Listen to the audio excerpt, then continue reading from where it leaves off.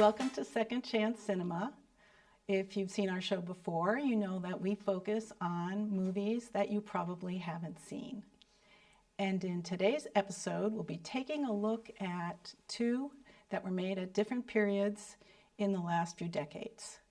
The first one, Man on the Moon, was made in 1991. The second, Me, Earl, and the Dying Girl, was made in 2015. The theme of the show on this particular episode is coming of age. And these are no ordinary coming of age stories. In many ways, they violate the tropes that we associate with that genre, and we'll be taking a look at that in just a moment. I'd like to introduce our panelists for starters. It's a great group tonight. We're all filmmakers, so that's kind of exciting. That is a first. And we'll start with Roxanne Morse. So Roxanne is an actress, a producer, and a filmmaker. Then we have Bob Tremblay, who is a film critic, an incredibly prolific screenwriter. He just had one of his shorts made into a film, and it debuted, I believe, at Woods Hole Film Festival, right? Oh, yes. Great. And so we can call you a filmmaker as well. And Bob's main day job is working at the Metro West as I think you've seen more movies than probably practically anyone on the planet critiquing films. And here we have one of Harvard Square scriptwriters interns who is also a filmmaker, a recent grad of Winchester High School who is heading off in literally moments to NYU's Tisch School. And this guy has made more films, I think, in the last couple of years than most adult, 40-somethings who I know. So I'm really excited to have you here, and I'm really sorry to be losing you as an intern. This is a production of Harvard Square Scriptwriters, which I don't think I said earlier, which is a professional screenwriting group that is based in Cambridge, Massachusetts, with offices in Newton. So without any further ado, I thought we should begin to talk about our first film, The Man on the Moon. The director was Robert Mulligan, and he already had fame as the director of To Kill a Mockingbird. The writer was Jenny Wingfield, who was not really well known as a screenwriter. This script was a little bit autobiographical. It was set in Louisiana in the early 1950s, which makes for a very interesting story. It was the breakout film for Reese Witherspoon, who was 14 at the time. And she made quite a splash, as you might imagine. She was picked from literally thousands of actresses. She plays Danny, who is a young tomboy who discovers first love. Her sister, Maureen, is played by Emily Warfield, who unfortunately didn't really have much of a career as time went on. I'm not quite sure why. And the love interest in this is Jason London, playing the character of Court. So, what did you guys think of this film? I thought it was a very interesting coming-of-age story, I think, particularly because of the setting that it has, because not only was it, it was made in the 90s, but it was set even before then, and also in the South. And so I think it explored, as we'll get into later, as what gender roles are like how women were sort of expected to be, and then how sort of Danny and Maureen sort of subvert those cultural tropes, and also just sort of film tropes of what a coming-of-age film was like. Yeah, I would agree that it's the first thing that's very unique about it is you have Maureen, the older sister who's 17 or 18, and she's going to Duke University in the fall, not becoming a housewife and getting, or whatever might have been the normal course of action for a young lady in the South. Yes, I thought that was very interesting. That was a nice surprise since I hadn't seen this movie before. And to see, although they didn't give a specific time, I sensed obviously that this was certainly early 60s or 50s at a time when women were expected to follow those roles. And I thought the writing was just wonderful, as Maureen said at the very beginning about, yeah, I'm going, but maybe I really just want to stay at home. She says, "Why is my head all in a muddle?" And here she is, with her whole life ahead of her and this wonderful opportunity. And then you have Reese there, the tomboy who's obsessed with Elvis Presley. What I find striking is the film shows the importance of a director, I think, in terms of Robert Mulligan, because he's clearly proven that he can draw magic from young actors, as he proved in To Kill a Mockingbird, and also in one of my all-time favorite films, Summer of '42. Yes, absolutely. A film that anybody who was 16 at that time probably had a thing for Jennifer O'Neill. And but this movie, again, he gets an amazing performance from Reese Witherspoon, and it's something that you look for, and it's a home run for him. And I know there's this funny thing we discussed earlier before we started shooting tonight, and that was the whole idea that Reese couldn't play a tomboy. That Mulligan was racking his brain trying to figure out, how do I get this very girly girl to be a tomboy? And he came up with the idea of giving her gum. And by giving her the gum, and having her chomping on that it somehow enlivened this boyish, aggressive character in her. And then she evidently said, "Can I keep chewing gum through the whole movie?" Which I thought was pretty funny. And she does. And she does, pretty much. So what I thought we might do is take a look at our very first clip, because as screenwriters as well as filmmakers, we always wonder, well, what is the inciting incident in a film? And here you have this, tomboyish girl, and she has this secret watering hole that she goes to swim in often with nothing on at all. And she goes there and she encounters a stranger. So let's take a look at that clip.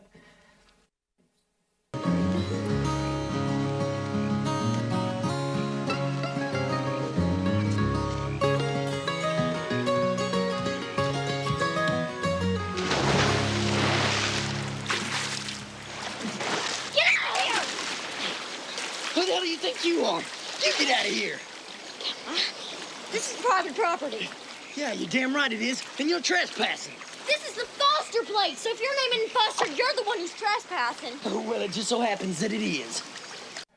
That scene is interesting because back then, and when this film was shown, basically she's naked. And that is pretty radical for things back then. And I'm actually amazed that they got away with it.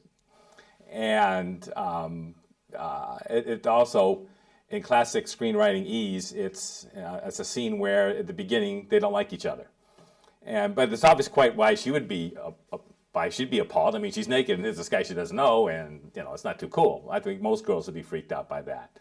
But later on, there's a scene later on in the movie where she has her clothes on and they meet. He shows up, and of course she gives him that great look. That trajectory from resentment to sexual attraction is actually what we see most of the time in actual coming of age. So this is such a great example of sort of mimicking the way that most tweens evolve from, the cooties whole thing. Is cooties an old-fashioned word? It is. Right, to gee, I really like you. So, without any further ado, I'd like to take a look at a clip that shows what happens once she realizes she's very attracted to him and is just waiting for him to do something. Because, of course, in the old-fashioned South, that's what you do, right? You wait for that boy to give you a kiss.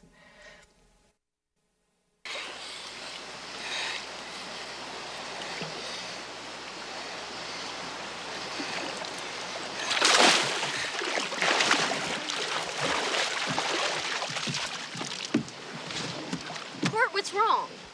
Nothing's wrong. What did I do? You didn't do nothing. Just tell me what I did wrong. I said you didn't do anything. Have you ever been kissed before? Sure. Lots of times. Yeah, I'll bet. I think that was pretty radical back then for the 1950s, more so I think even today, because I'm not sure that 17-year-olds would even consider kissing a 14-year-old girl. And so there's that tension there. Oh my God, is he actually going to kiss somebody that I'm sure he thinks is almost jailbait? And but that tension there is intense, and it's really powerful. And I think there's a scene later on where it reprises itself. And again, I think we're dealing with another taboo subject back then. I don't think that 17-year-olds and 14-year-olds back then were doing a lot of kissing. Maybe I'm wrong, but Well, in the 1950s Yeah. at least. Well, I think as you're saying that, like even her father sort of realizes that like he can tell that okay, like Danny like has some feelings for Cord, and she may be trying to act upon it, and then he like tries to like advise her and guide her and be like, just stay friends for now and just maybe like invite her for dinner or something, but don't like go too like take it slow basically. And I also just want to say like in that clip, the sort of that look she gives when at least they're still in the water, it's just like an amazing look. But that does show that like for someone who's like tomboyish, like tomboys usually like reserved and they don't really show a lot of emotion, and her first interaction with this boy is basically like completely like physically and emotionally vulnerable. yeah. Yeah. And now, well, it's hard to say about the South because on the one hand, you have people marrying when they're- at 13 that's or true. Yeah, 14. yeah. That's true. Not unusual at all, and the law reflects that, et cetera. If you look at the laws of when you can get married in the South, especially in the 50s, this is around 51, 52, I think, is the time period. And yet you could also be charged with statutory rape. What's interesting to me is that it's so clear that this character of Court is a 17-year-old kid who was so frustrated. Think about his reality. His father has just been killed in a mining accident. His mother is relying on him to come back and keep this farm going. And that, as we know, that watering hole is on their property, the Foster property. And so all he does is work all the time, and then he has this little vixen who is sort of a delicious temptation. And yet he has the I guess you'd say the wisdom or control to say, I'm not going to get involved with you. So I think it's a very interesting tension in this film. It's admirable. I would go with 80 to 90% of 17-year-old boys would not have had that kind of restraint. So let's go into the next clip, because the next clip explores exactly that situation. Danny has been meeting Court and swimming at night. What can that possibly mean? And her mother realizes she is not at home. And her mother, who is very pregnant, goes off, Tess Harper, the actress, obviously, goes off to look for her. And it's windy, it's stormy, and Tess, the character of the mother, falls and injures herself. And the baby, it looks like she might lose the baby. And so the father beats Danny. Not an unusual thing at that time in the South at all. But look at how Danny responds to that in this exquisite script. I know you feel bad about taking the strap to me. But I'm not mad or anything. You were scared. I'm worried about Mama and the baby. I know that.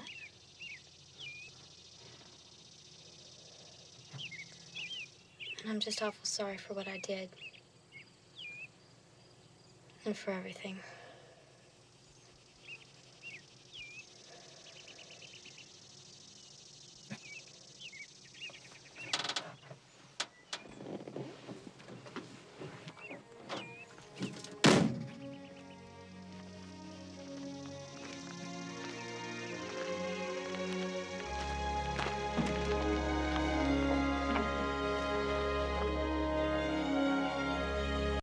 I cry easily at movies.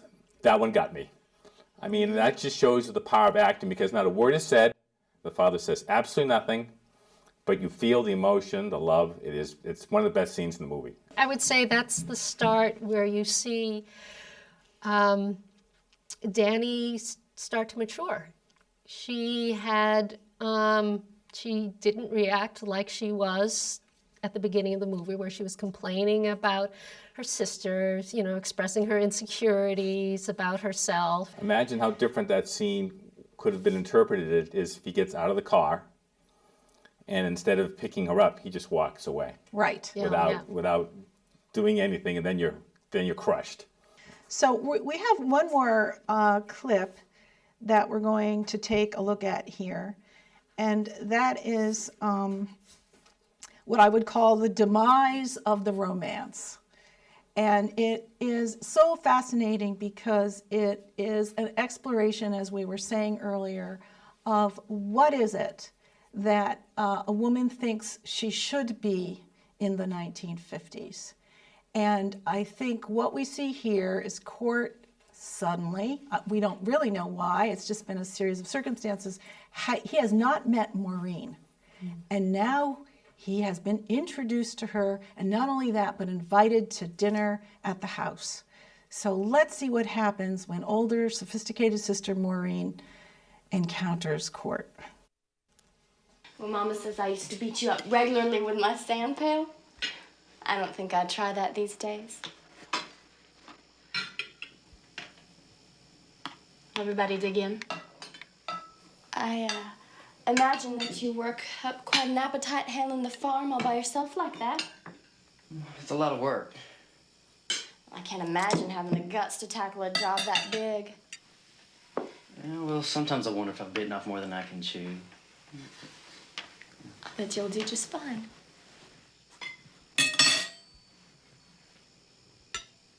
Are you okay? Sure. I'm just fine. Now, there's a scene, I think, before that scene, which is my favorite scene. She's standing on the porch, and they walk by. One walks on this side, and one walks right on that side, walks right between them, like she's not even there. Yeah. And she clearly feels that way, and she knows what's happening, and it's ripping her up inside. And there's nothing she can do about it. And it's the dramatic part of the film. I think it's interesting how at the beginning when Danny and Court first meet, it's like they have this disdain for each other, but then she ends up liking him a lot, and that's like one sort of stereotype you see in these sort of coming of age or like tween romance movies. And then for Maureen and Court, they just have love at first sight, which is another stereotype you see often in these types of movies. And I kind of think that, like, yes, you were saying, like, this is, like, the first time they meet, but I think for someone like Court, who he's looking for something a little bit more, like, someone who has, like, the emotional maturity that he's also looking for in life. For Maureen, it's so important for her to have a sense of, can I be a wife? I mean, that's the question she was asking.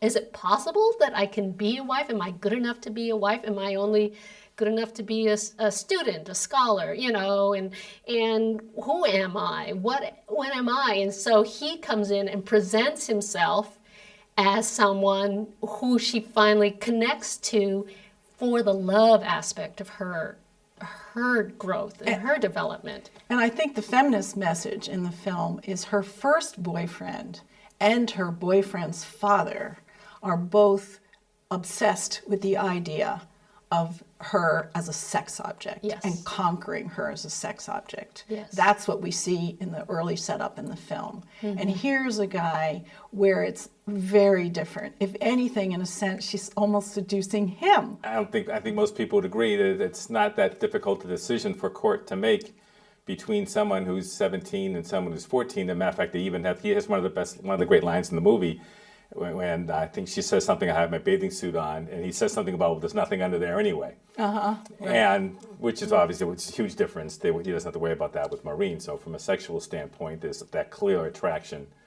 Okay, well, we're pretty much out of time. I would say that what we're not going to discuss is how this movie ends, because we don't want to be big spoilers here. But certainly, it breaks the mold. And for anyone who has not seen it, it is an amazing film with a very unexpected ending. And so we hope that you will check it out. We will be back with the second half of this episode, featuring coming-of-age films, in just a minute.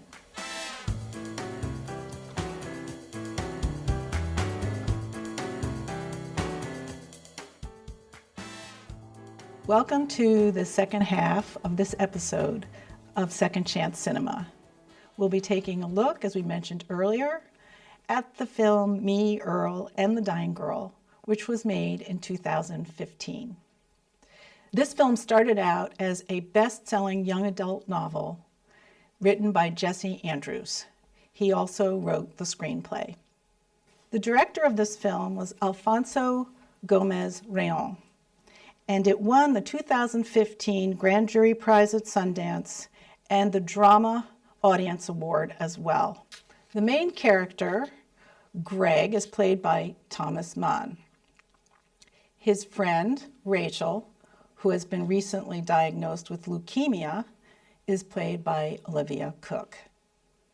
Now, Greg is quite the intrepid filmmaker, and he has a partner in this whose name is Earl. And Earl is played by R.J. Seiler.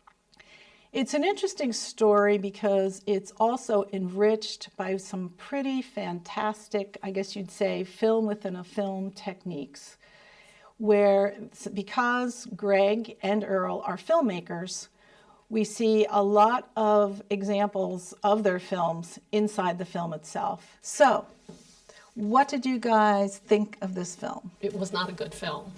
So, and maybe that's based on my own, perception of what's good, but I have a number of things to compare to the other movie that we have been talking about, The Man in the Moon. They're totally different movies, even though they're both, coming of age movies and they have similar things happening, but in fact the storytelling is just very good in The Man in the Moon and very poor, I think, in Me and Earl and the Dying Girl, which we can talk about. Sure.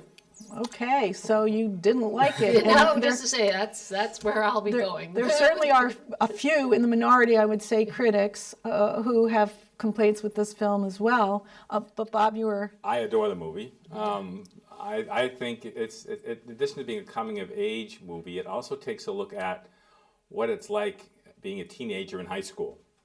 And one of the more interesting aspects of the film is how the great character maneuvers around all the cliques. Rather than joining any clique, he befriends all the different cliques at school, so no one really is bothering him or upsetting him, and he's almost invisible.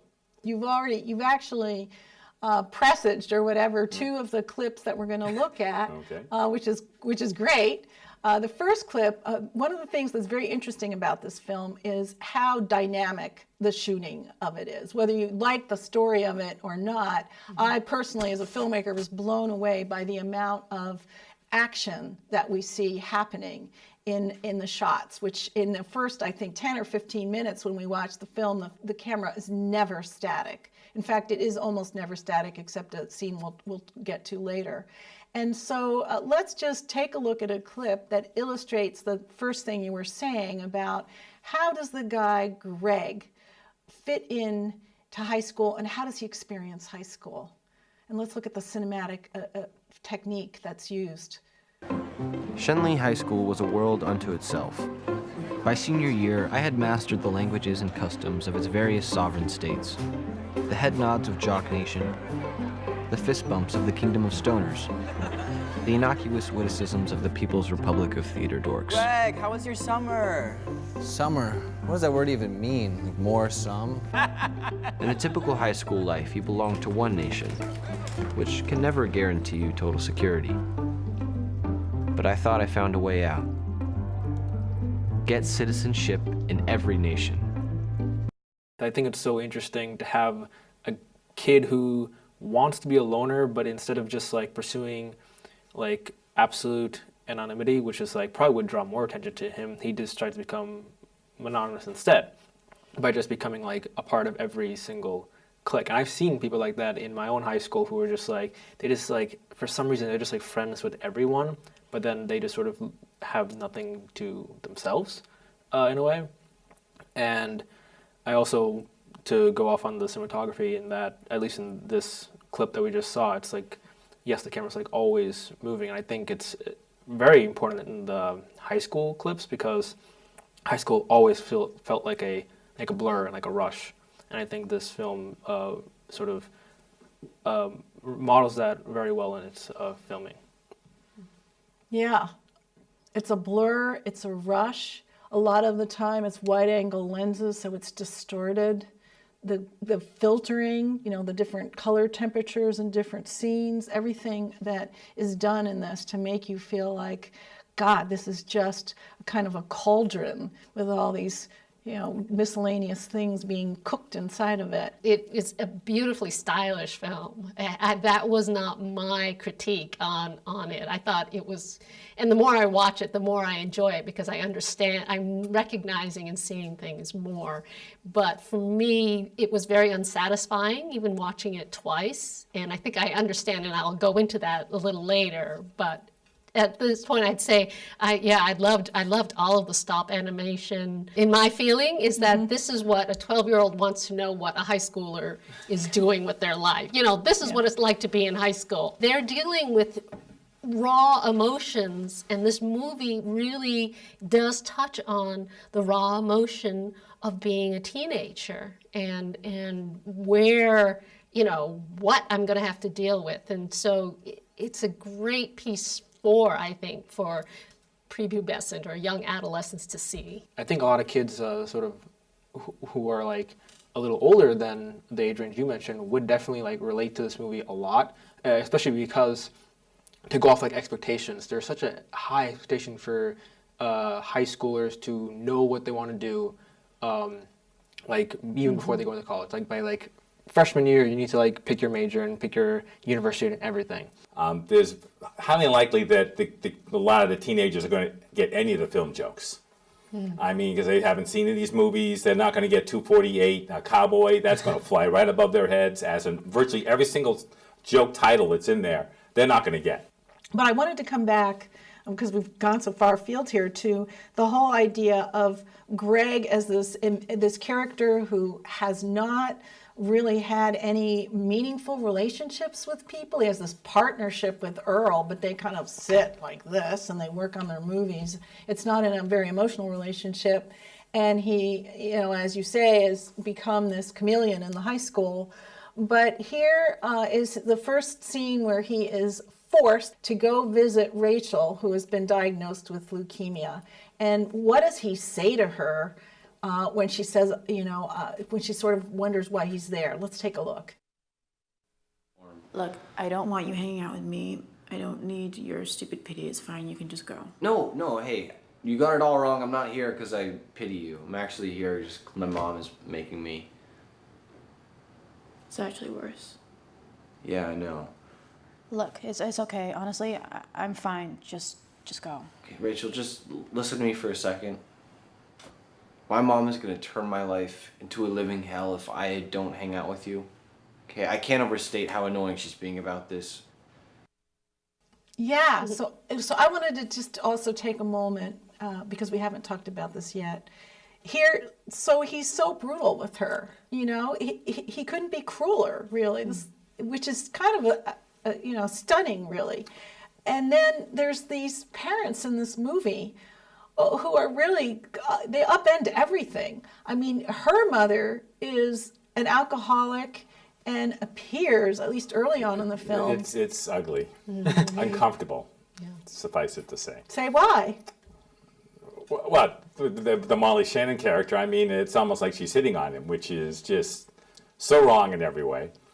Yeah, she is hitting on him. It's skin starts to crawl. Yeah. Yes. I mean, and she has that hug for just way too long. I should have put a stopwatch on it, but it's awkward. Right, so you have a mother who's an alcoholic, this guy comes over to see this sick girl and she's seducing him.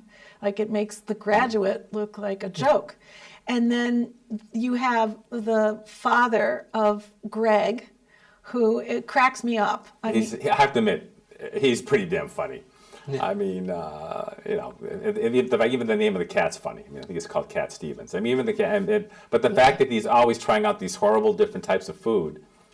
He's basically the comic relief type of character, which normally would be the Earl character. Usually it's the buddy guy who's the comic relief, but instead it's the father who provides the comic relief in the film, which is unusual actually when you think about it. So we've been talking a little bit about, you know, the films inside the films, and so I thought we could look at just one clip there are many, many animations in this film, and they are hysterically funny. I mean, and the more you know about film, the more you laugh when you see them. And all these plays on words, as we were saying. And they were actually done by Edward Bursch and Nathan Marsh. And so here we're going to see just one example of the boys. They are doing the thing that they seem to do a lot, which is sit around. And they don't play video games, they watch their own films, or one presumes they watch other films and get inspired to make their spoofs. So let's take a quick look at the relationship between Greg and his buddy Earl. We've made 42 films. You'd think we'd have stopped making them by now, but we haven't.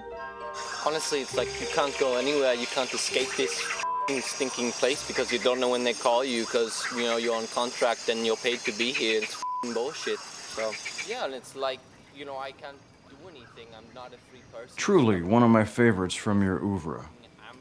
I think before they show that, they actually show the original Burden of Screams on the television, so that then, and the exact scene, so that they're not, so that you can connect between the two. Why that is really funny. It's just wonderful. Right. Yeah. It shows you that, though, that they've clearly spent a lot of their youth watching movies. Absolutely. I mean, and movies that people their age certainly did not watch.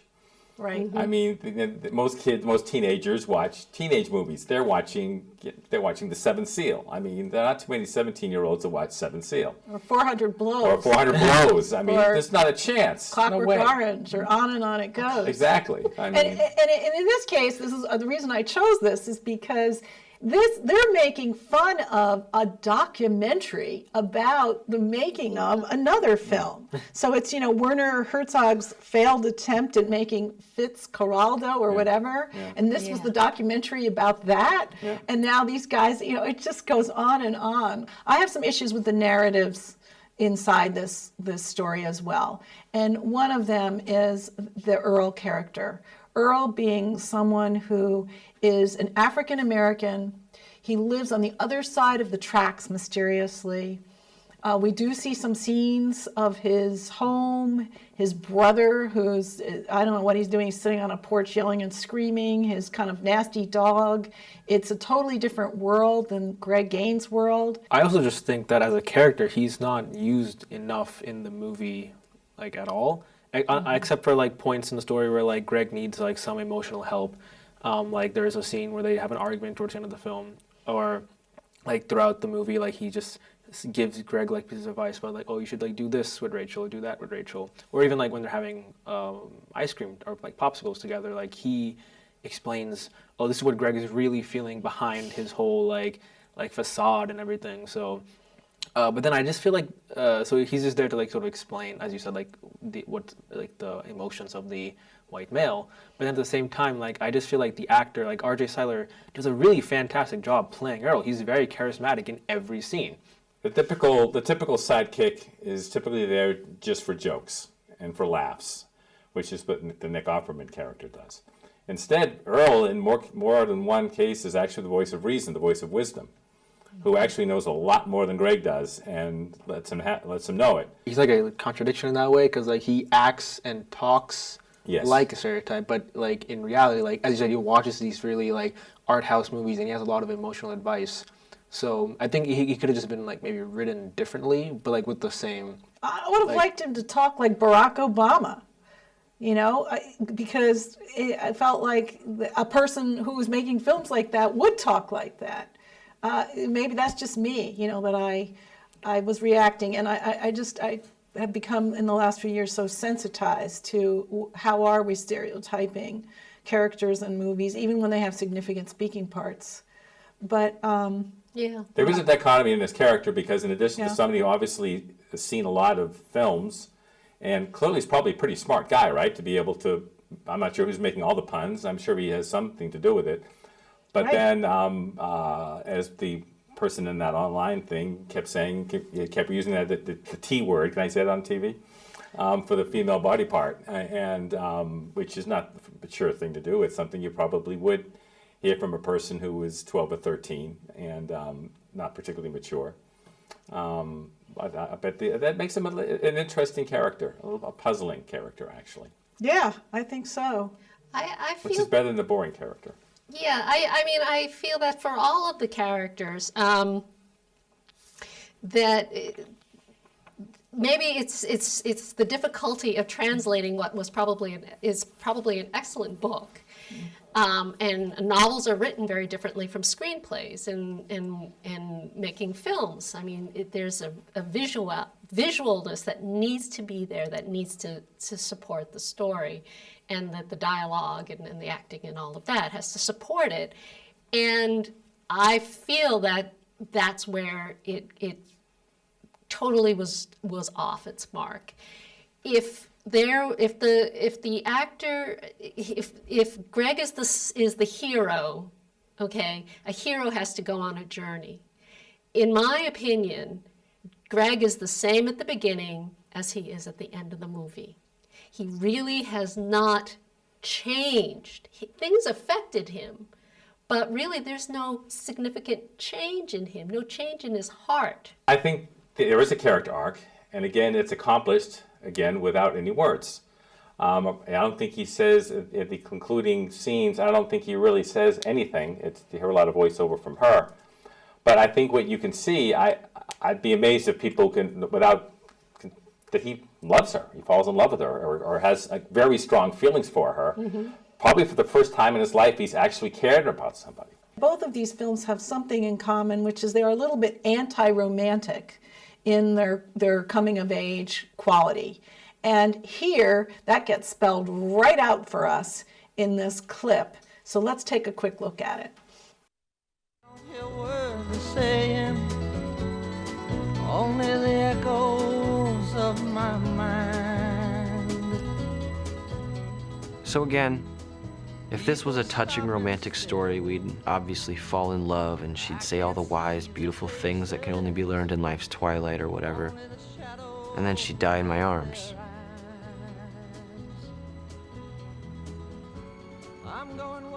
But again, that's not what happened.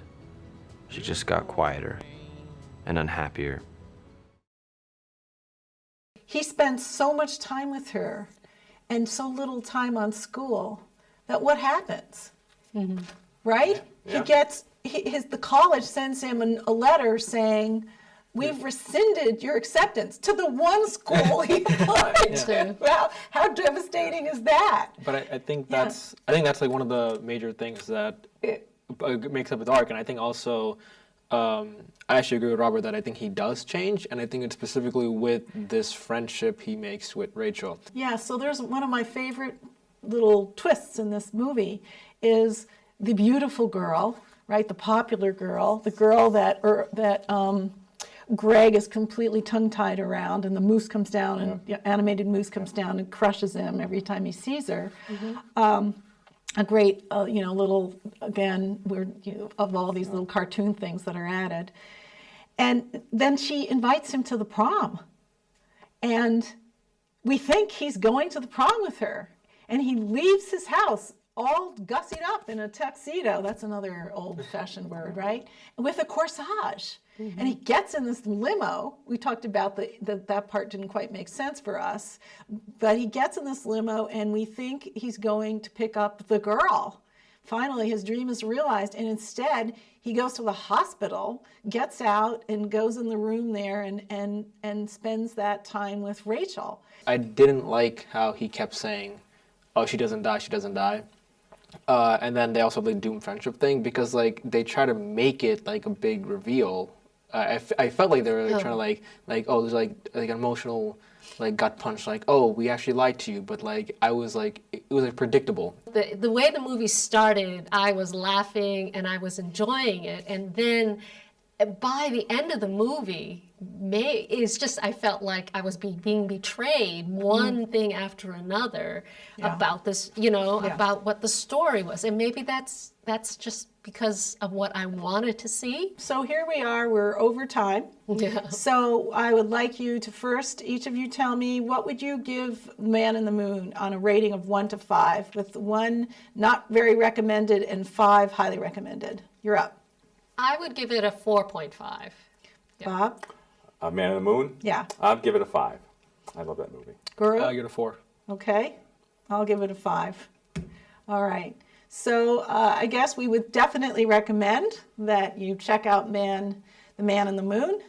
And it is available if you search for it. I think you can probably buy a DVD or something of it. It's not very easy to find streaming unless you're stealing it, right? Which we don't recommend. Do not confuse it with Man on the Moon. Right. Different movie. Okay. And how about our second movie, Me, Earl, and the Dying Girl? I think we know what you're going to say, Roxanne. No, maybe not. Actually, I would probably give it like a 3.75.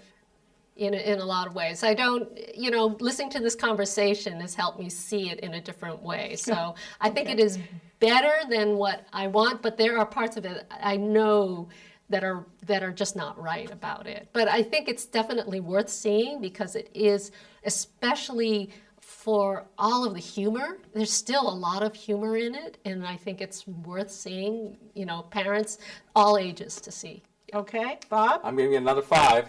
Okay. These are 2 of my favorite movies, so Okay. it's a no-brainer for me. I'm going to give this one a 4.5. And I'm going to agree with you because I do have some issues with, some of the inconsistencies in it that we have discussed and the stereotyping, which really pushing movies to get away from. I can see those criticisms. Right, but it does. Yes, it's very innovative in so many other ways. It's really innovative. That's one of the reasons why I liked it. Yeah. I asked myself if I've seen this film before, and I have not seen that film before, and that is always a plus. I would say that's true of both of these films. Which is why I gave them both 5s. Right. Okie doke. Well, thank you so much for joining us, and we'll catch you again at the next Second Chance Cinema.